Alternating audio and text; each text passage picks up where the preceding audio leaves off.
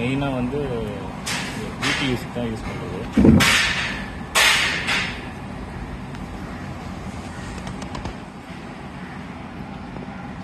இதுக்கு மேலே வந்து நீங்கள் பாத்திரம் வந்து இதுக்கு மேலே வைக்கலாம். நான் வந்து ஒரு பிளேட் வச்சு காட்டுறேன், அது எப்படி ஹீட் ஸ்ப்ரெட் ஆகுதுன்னு நீங்கள் பாருங்கள்.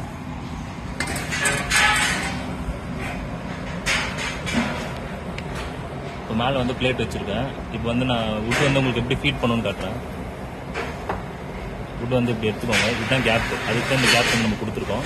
இந்த கேப்பில் நீங்கள் உள்ளே போட்டிங்கன்னா அப்படியே உள்ளே வந்து வுட் வந்து அப்படி அதுக்கு நீங்கள் வந்து அதை வந்து நீங்கள் உங்கள் குக்கிங்க்கு வந்து நீங்கள் யூஸ் பண்ணிக்கலாம். அதுக்கப்புறம் இது வந்து உங்கள் ஃப்ளேம்ஸ் ரெகுலேட்டர்.